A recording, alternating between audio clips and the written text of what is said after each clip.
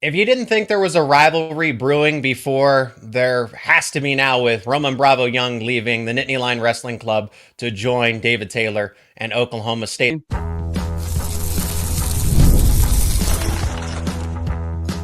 You are Locked On Oklahoma State, your daily podcast on the Oklahoma State Cowboys, part of the Locked On Podcast Network, your team every day. And that's why we're having a Locked On Wrestling crossover. I am Zach Seyko of Locked On Nittany Lines. He is Cody Stovall of Locked On Oklahoma State. And today's episode is brought to you by Ultimate College Football Head Coach. It's a brand new mobile game that is completely free, has no ads, and 100% playable offline. Use the promo code LOCKEDONCFB, all caps, inside the game store to receive a free boost to your program before begin your coaching legacy today. David Taylor makes another move. It doesn't sound like the moves are going to stop.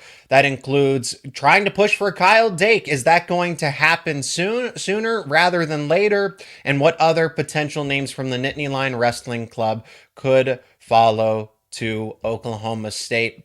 Cody, what exactly are you hearing at this present time? We saw the move with Roman Bravo Young. There's a speculation that eventually Cael Dake will move on. Is it sooner? Is it later? What are you hearing out in Stillwater? Well, it's not always just when it comes to the Penn State guys, right? There's some other individuals that we have our eyes on, like Yanni, that could potentially come in and help. But Diakomahalis. Yanni Diakomahalis. It's a rumor going around that David Taylor is, in fact, building up this staff. And here's the thing. Maybe it's nothing new, right? The Cael Dake situation continues to seemingly grow more legs. But to me, I think the broad stroke thing that I gather here is the RTC program was the secret to success in State College. And David Taylor has brought that with him to Stillwater, Oklahoma. That's true. And it's never been an issue of the state of Oklahoma producing quality wrestlers, right? That's always been a thing. But now you're going to have some development on top of the talent-rich area. Man, it's not going to be too much longer before Oklahoma State, Penn State is the new thing in college wrestling. I agree with that wholeheartedly. I think you're going to have, and it's not going to be that when you get to the postseason, right? It's not going to be that 100-point gap. It's like, oh, Penn State's number 1 and Oklahoma State's number 2. No one has really been that number 2 team for quite some time. I guess there was Iowa just a few years back as far as, having, more points, but Penn State had the more individual champions. But look how much distance Penn State has created since that moment in time. And It feels like they stand all alone away from Iowa, Michigan, Oklahoma State, Cornell, right? So you mentioned Cornell, and we're talking about guys like Yanni Diakomahalis, Cael Dake, right? And I wonder because of that Cornell connection, if Diakomahalis is truly going to go to Oklahoma State and join the RTC program, that almost adds a little more inspiration to Cael Dake to make a move sooner rather than later. I wonder. Well, obviously there are several layers to it, but we all know one thing, that David Taylor, he's definitely not playing around. He's not playing favorites, and he's already decided to choose violence with Nittany Lion Country. And you know what? I'm here for it. David Taylor is I've said this already. He's capitalizing on his connections, Cody. He's using the artillery setup that Oklahoma State has given him everything from facilities to commitment to obviously the financial contract. I'm not even referring to the contract. It's just this wholehearted support that the buy-in to bring in the staff and the RTC and everybody. And I'll NIL, all of it. From a financial perspective, John Smith could have coached for 20 more years, and I guarantee you we would have never came close to paying him the amount that we're paying David Taylor and some of the assistant coaches like Thomas Gilman and Jimmy Kennedy. I think keeping Tyler Caldwell was absolutely massive from the previous John Smith staff. And, we just continue to bring more people in to spice up what is now an officially brewing rivalry, brother. Well, let's figure out the Cael Dake situation here, because I've already stated my opinion that I think this happens in the offseason of 2025.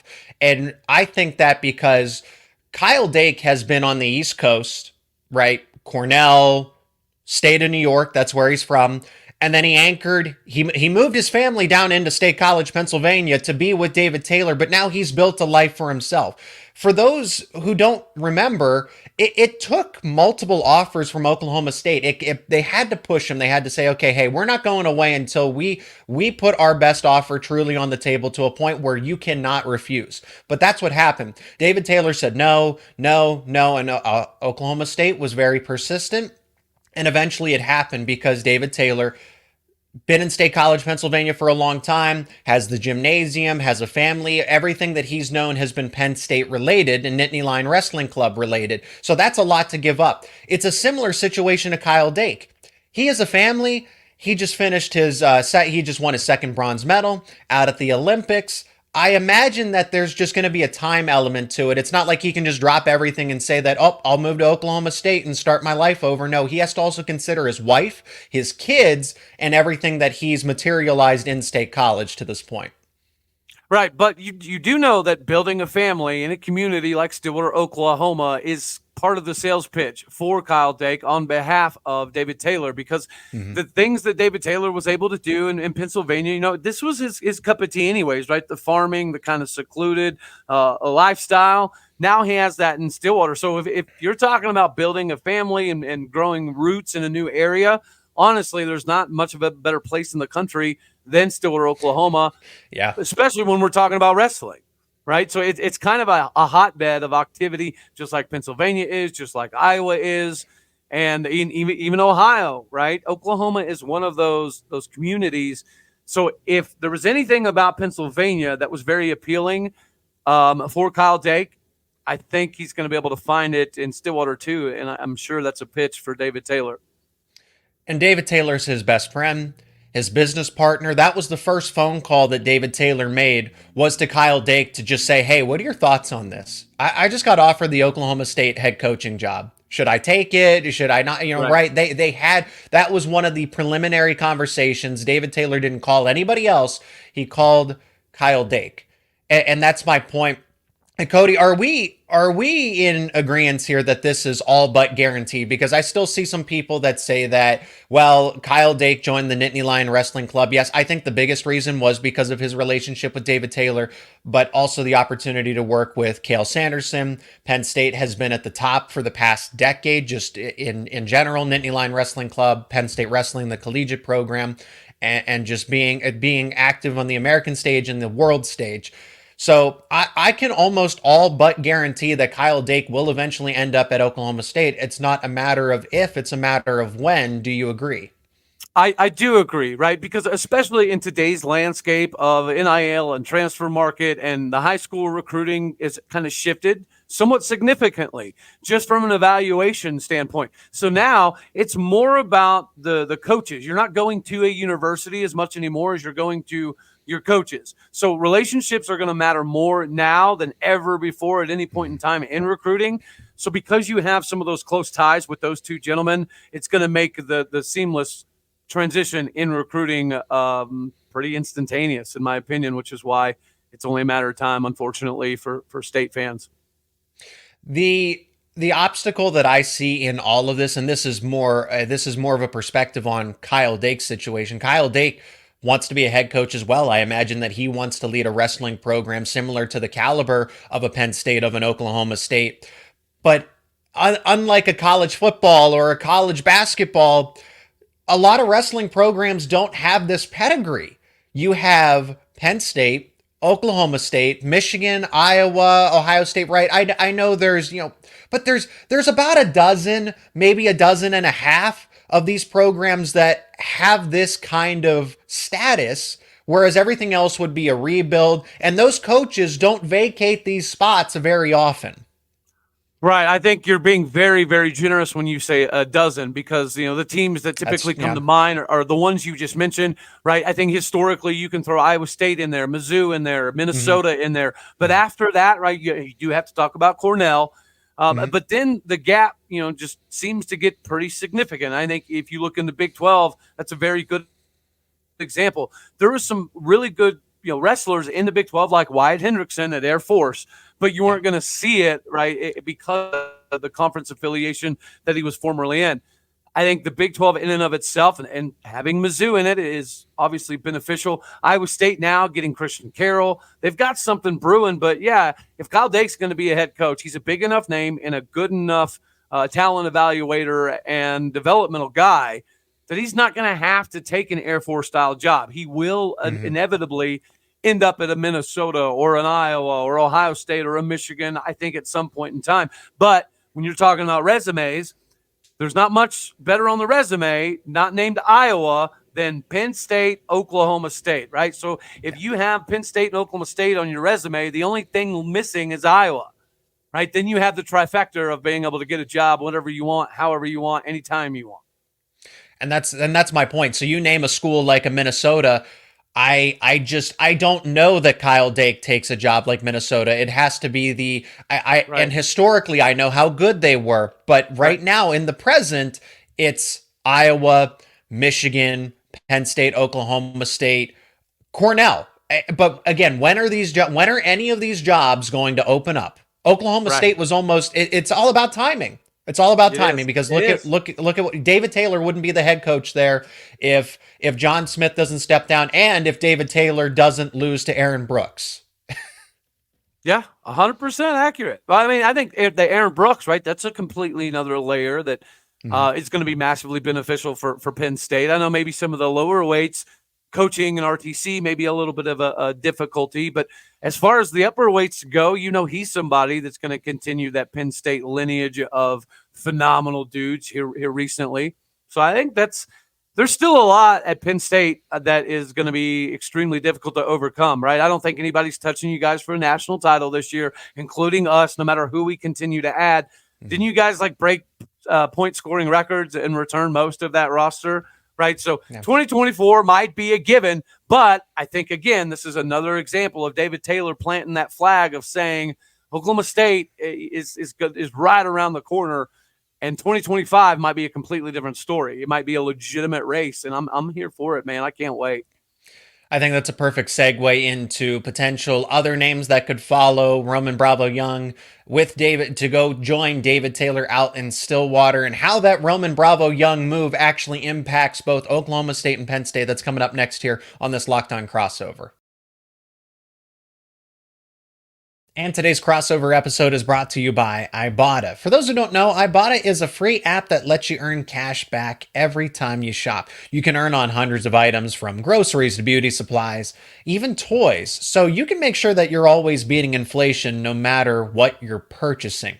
Get this, the average Ibotta user earns $256 per year. That could cover the cost of an entire shopping trip, that flight you've always been eyeing, or the fancy dinner that you've been craving.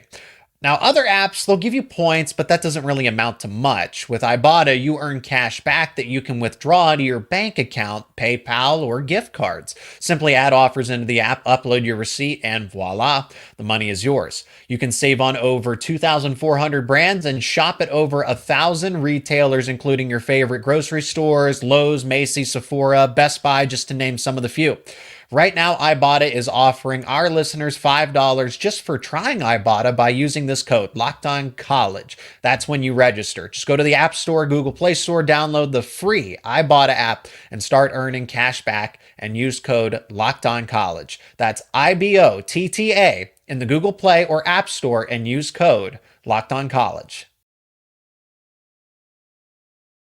Now, before we get back to the podcast, ladies and gentlemen, college football is back, and it's not too late to catch up before the season kicks off. Whether it's the SEC, ACC, Big 10, Big 12, you can get it all from Locked On stable of college experts by subscribing to the Locked On College Football podcast. Who has the chance to make the playoffs? What team will cause chaos in their new conferences? Everything you need to know, and it's all in one place. Be sure to follow and subscribe to the Locked On College Football podcast, part of the Locked On Podcast Network, your team every day. Roman Bravo Young announces his move to join David Taylor out in Oklahoma State. And I've said this already, but I'll say it again, Cody. I imagine you know this as well. Nobody was surprised here over on the Penn State Nittany Line Wrestling Club side of things that this was a move that was anticipated.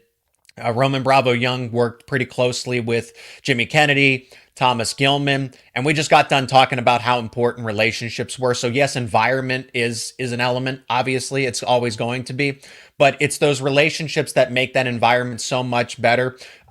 For what it's worth, I mean, Roman Bravo Young is from that side of the country. I know that's the Midwest, but he's from Arizona. He's from Tucson, Arizona. I imagine a homesickness element to this. Now I know Roman Bravo Young's been always in Pennsylvania for quite some time now, but I imagine this it gets you closer to family and friends from home, and you get to work with some of your best friends still in Thomas Gilman and Jimmy Kennedy. He's back home in Big 12 country, baby. And so I know Penn State fans obviously were slightly anticipatory of this move, but I can tell you from an Oklahoma State perspective, yes, we heard the grumblings. Yes, it would have been a great idea, but there was several conversations in some of the groups I'm in. This was actually going to happen because I think it was a 50-50 conversation between if he does this, that kind of, to me, solidifies the Penn State, Oklahoma State animosity. If he didn't bring in Roman Bravo Young, that could be a conversation of maybe there's something brewing. But I feel like this is the final, not a middle finger by David Taylor by any stretch of the imagination, but maybe I'm being slightly hyperbolic, but you get my point. This was definitely, again, David Taylor making a statement, and the statement is, I'm going to build something here at Oklahoma State. I understand that Penn State is going to be in my way. I might as well embrace the hate right now. And I feel like this is that kind of move that solidifies that.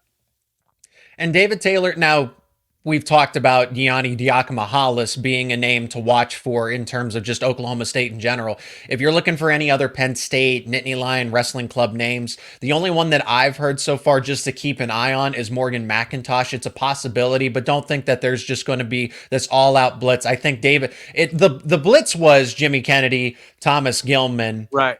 And now, okay, Roman Bravo Young comes in, and then Morgan McIntosh potentially could be that next name. And then obviously there's Cael Dake. He's still with the Nittany Lion Wrestling Club, and he's best friends with David Taylor. But that's more about the relationship between David Taylor and Cael Dake. And it's just kind of the symptom of the recruitment here is that, well, Cael Dake was at the Nittany Lion Wrestling Club, and now he's most likely going to follow David Taylor out to Oklahoma State here. So that's not that your point of creating a rivalry and creating some animosity here. Getting Cael Dake is more about Cael Dake than it is making a statement to Penn State, Cael Sanderson, and NLWC. That's my point. Well, I mean, I don't think it's again, maybe middle finger was the wrong terminology. Because I get what you're saying. Consequentially, that's true, though. Right. It's not, I don't think it's an intentional, hey, we got you. But in light of things, it is a chess move. It is a chess move. 100%. And there's no mistake here, right? All of these guys that have decided to make this move, it's for some sort of future investment, whether it be they want to be head coaches like Thomas Gilman. He's not going to stay as an assistant at Oklahoma State forever. And if Cael Dake joins the fold, that'll be the same story there.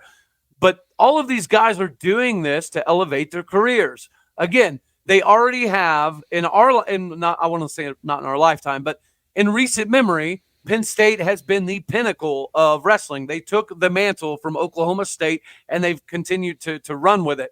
Mm-hmm. So now that's the standard, again, when you're talking about resumes, all of these guys have that standard on their resume. Now, if you can get Oklahoma State on there, not only that, but if you can take an Oklahoma State that is used to traditionally competing for national titles year in and year out, that then went to 4th place and then 5th place and then 7th place and then 8th place. Yeah. That's the trajectory of Oklahoma State wrestling. So if you can take a team that's 8th place, right, 7th place, 8th place, 2 years in a row now, and you can instantaneously get them to top 3 in year 1, that's a huge resume builder for Thomas Gilman, Cael Dake, Coach Kennedy, and whomever else, right? So, yeah, they're doing this because it's going to advance their career. If this is the staff that gets Oklahoma State over the Penn State hump, then they're all going to be able to pretty much pick a job not named Oklahoma State or Penn State. And Oklahoma State, by all means, is hurting Penn State in this case. And the Nittany Lion Wrestling Club, these two, I want to obviously separate them, of course, because there's the Penn State, same thing with Oklahoma State's RTC program, but that's David Taylor's doing the right thing because he's mimicking what Cael Sanderson did by building out the wrestling club, building out the RTC program, and then that allows the collegiate program itself to continue to build up because people are going to want to wrestle alongside. I mean, look at it. Roman Bravo Young wants to wrestle and train alongside Jimmy Kennedy and Thomas Gilman, who helped him become a better wrestler. And that's obvious. Dayton Fix is going to square somewhere in that mix as well for him. Absolutely. From Oklahoma State's perspective. And so furthermore in that, Oklahoma State depleted Penn State's resources at the lightweight. Think about it for a second, Cody. You had Jimmy Kennedy, who, made Roman Bravo Young into an even, helped coach him at the tail end of his career. You had him training with Thomas Gilman, who, Olympic medalist, Olympic qualifier, right? Always competitive on the international stage. And now you lose Jimmy Kennedy, who helped kind of reinvent that lightweight position, that 125 weight class, because Penn State has always struggled at that true lightweight. That was just an afterthought. And then Braden Davis, comes into the fold as a true freshman, and look at the noise that he's making. My point being is that Penn State, with a weight class that they've already kind of struggled with, and then you deplete all of those most of the resources, right? Not all of them. Penn State, the cupboard's not bare, but you take Thomas Gilman, you take Roman Bravo Young, you take Jimmy Kennedy, all of the architects for this lower half of the weight classes, and you take three of them. Well, and that's honestly something that we needed, right? Because whenever you look at some of the lower weight classes, the years of having Nick Piccinini are no longer there. We got Troy Spradley coming back. Right, he went 8-2 at Minnesota. He redshirted, comes to Oklahoma State, goes 23-8. He was the number 6 seed in nationals, where he ended up being very underwhelming. And so he needs to take that next step forward. And this coaching staff is surely going to be able to get him there. And then you have Sam Smith at 125 as well. He's got the John Smith blood, so he's probably not going to be a number 2 for long. And I think this is kind of a move to accentuate that. Plus, we need a decent amount of help at 133. We're very, very young at 133. We've got 2 top 10, recruiting class guys there, but they have no experience. And the development side of the thing is what we're seeing a big difference in, right? Yeah. I think that, again, the secret to success at Penn State has now been kind of visible, right, from what David Taylor's doing in the RTC. And the state of Oklahoma, the RTC program and things previously has always been good, but it's never been like this. Realistically speaking, right, shout out to Cael Sanderson, David Taylor and this staff are teaching young kids like very, very new, intricate, small details that make a massive difference in utilizing leverage. Mm-hmm. So instead of just being a good wrestler, like a lot of Okies are, now they're fine-tuning it. That's what David Taylor and the staff has brought in. That has been like very eye-opening for us because we all were so comfortable with John Smith, right? And if John Smith's in charge, we're going to be fine. But now seeing what David Taylor does, how you move your elbow just a couple inches here and you scoot your hips like 2.5 inches this way instead of this way, that stuff is absolutely phenomenal to watch. And now we see why Penn State has been so dominant, because the guys they have coming up are already privy to the benefits of the Penn State system offered by Cael Sanderson. So, dude, the development, especially at the younger weights, is going to be something that I think catapults us very quickly. Let's take this a step further. The recruiting aspect of it, the future, because we've talked a lot about the present, but the future is also very important. As you have alluded to, that Oklahoma State could be right there in the thick of it as soon as 2025. We'll talk about more of that and how Penn State would potentially recover from the losses of Kennedy, Gilman, Roman Bravo Young on the other side of this break.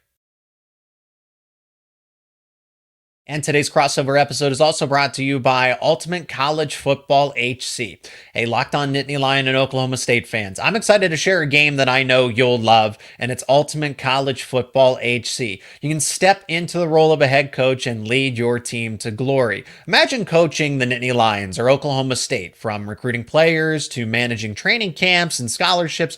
Every crucial decision is in your hands, but can you handle the pressure? What I love most about this game is the ability to call offensive plays during the games, shaping your season and your program's future. Ultimate College Football HC is free, it's ad-free, and playable offline. Perfect for gaming on the go. Now, Ultimate College Football HC has a special offer for Locked On Nittany Lion and Oklahoma State fans. You can use promo code LOCKEDONCFB in the game store for a free boost that will help your program. And all you got to do in order to download the game is go to ultimate-cfb.com, or you can find it in the App Store. Again, that is Ultimate College Football HC. Begin your coaching legacy today. Again, Jimmy Kennedy, Thomas Gilman, Roman Bravo Young, now all at Oklahoma State, integral parts of the Nittany Lion Wrestling Club and Penn State's coaching staff as a whole. Not only people to train with, but people that will work with you and coach you. And lightweights are very important. They're a dime of a dozen. And I'm not saying anybody can be a heavyweight, but you have an easier time because there's just more wrestlers, athletes available to wrestle in those upper weight classes. It's very difficult to find the Thomas Gilmans, the Spencer Lees of the world, Roman Bravo Youngs, just to name the people that, Spencer Lee obviously went off to the Olympics here. So it's more difficult. It's just the fact of the matter. It is more difficult to find elite lightweight wrestlers than it is to find elite heavyweight wrestlers. Yeah, for sure. And, I think whenever you look at this previous year, it's another indication of that, because you are going to have, a decent amount of guys that can learn from just somebody like a Dayton Fix. But as you get into bigger weights, that's typically where you have some issues. But that's why I'm kind of excited about this recruiting class that Oklahoma State, is been able to bring in. Wyatt Hendrickson, of course, is going to be the talk of the town, as he should be. But, dude, we've got some young cats like Jersey Rob. Jersey Rob was a very, very highly rated guy that had offers from all over the country. Could be a 197-pounder, but at the end of the day, he could potentially bump up to 194. We return Connor Doucette. Yeah, he hasn't necessarily been, the biggest surprise on campus, but he's done enough to kind of be serviceable. Oklahoma State has a top 10 recruiting class pretty much every single year.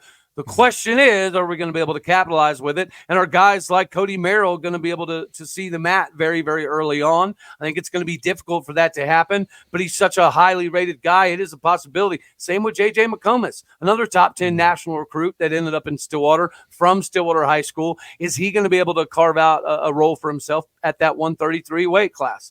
There's a lot that goes into it, man. And the recruiting classes at Oklahoma State, they're always going to be top 10. Right? Let's just call a spade a spade. It is what it is. And we continue to get some of the upper weight guys as well. Now, losing Christian Carroll's not fun, right? He's going to Iowa State because evidently he was not a big fan of bumping down to 197. So he took his talents elsewhere. So that 197 might be a little bit of a gap, but the lightweights and the developmental side of those lightweights should carry us. And you already know, David Taylor loves 165-pounders. So we got Caleb Fish, we got Cam Amin, we got Dean Hamidi, we got Dean Hamidi's brother.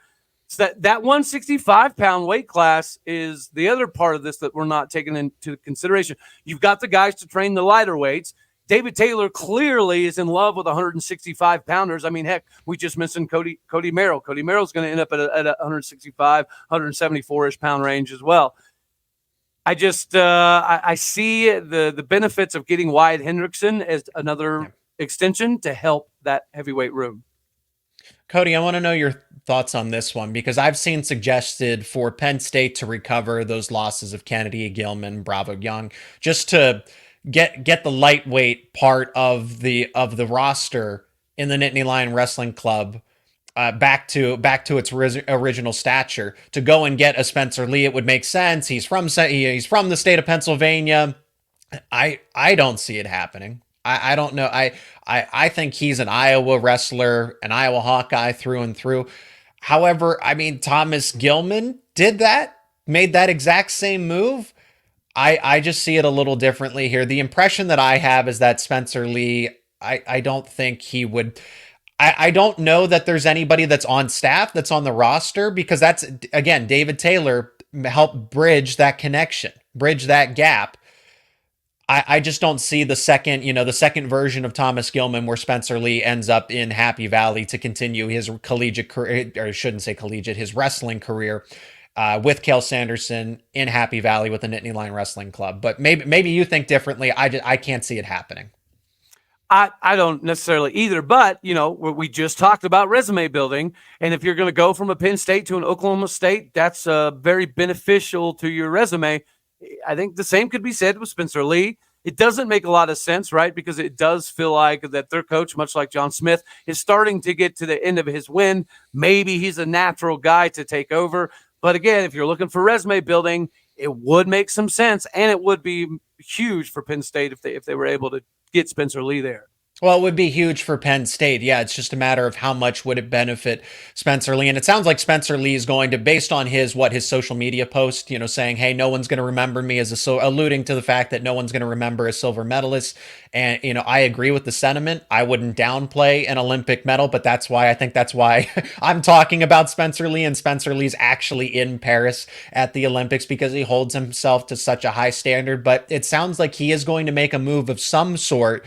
I just think it's going to be internally at Iowa. Maybe that's the coaching route, right? And rather than just being a competitive wrestler. But it sounds like he's going to make some sort of move that ultimately a lot of people in the wrestling community will in fact talk about when he does make it. Oh, yeah. He's one of those names that, when he does something, it's going to be a hot topic of conversation for sure. Let's finish with this, because Penn State and Oklahoma State are going to go head to head for a lot of these top 10 recruits in the nation, or I should say, we'll branch it out to the guys that are in the top 30, right? And the gap is so close for most of them that it's like, what's the difference between the 25th kid versus the 30th kid, right? Right.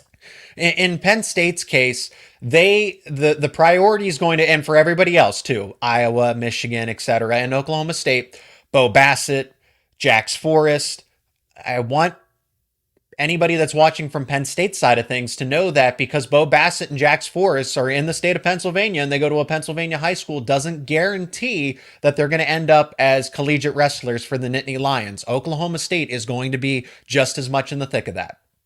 100%. Yeah. Bo Bassett is, he's a generational talent that can kind Absolutely. of, flip a wrestling room on its head. So if you can get him, it doesn't matter who gets him, but whoever does get him, I think that's somebody that you can kind of use as a focal point to build your roster around, kind of like we had previously been using Dayton Fix to build the roster around. Now we're using Dustin Plott at 184 to build our roster around.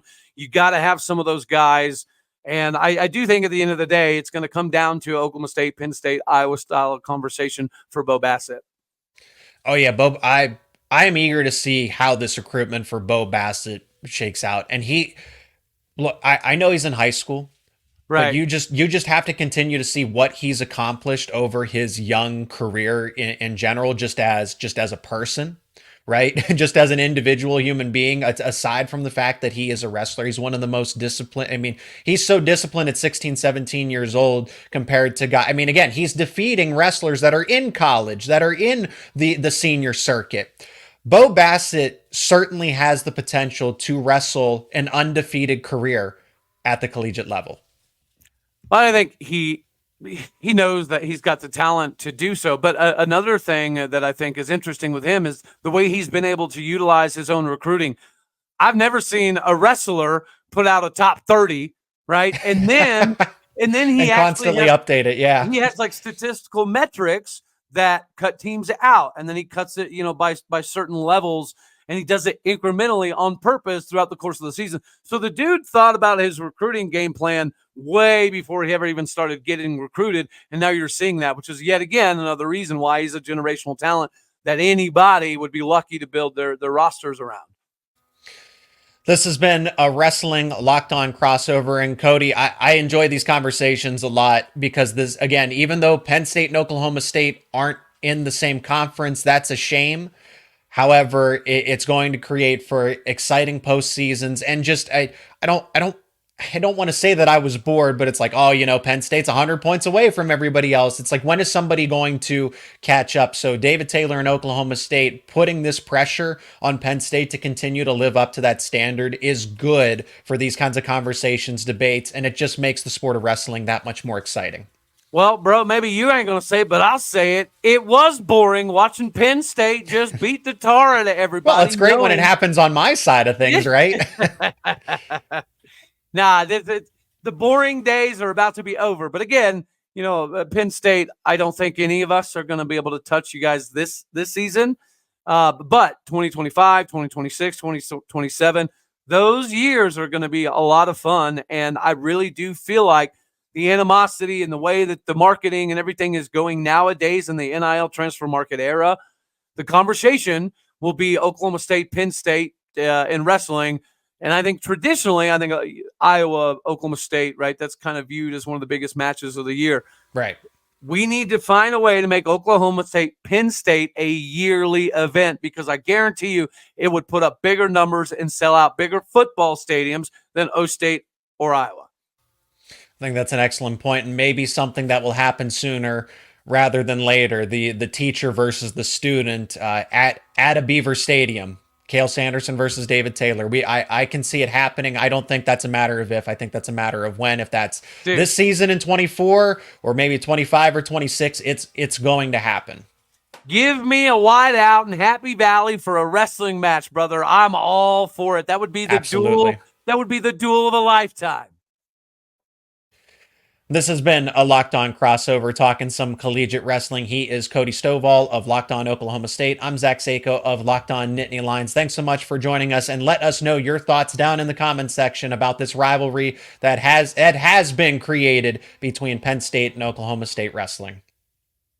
And as always, thank you for making Locked On Nittany Lions and Locked On Oklahoma State your first listen and watch every single day. For your second listen, you got to check out the Locked On College Football podcast, hosted by Spencer McLaughlin. I've been a guest on that show many times, and I know you will enjoy it as much as I do. He's talking everything from NIL deals, the impact of the transfer portal on rosters, and then with this new season coming up, conference realignment, the expanded college football playoff. Spencer talks about all of it and more over at the Locked On College Football podcast, available on YouTube and wherever you get your podcasts. Part of the Locked On Podcast Network, your team every day.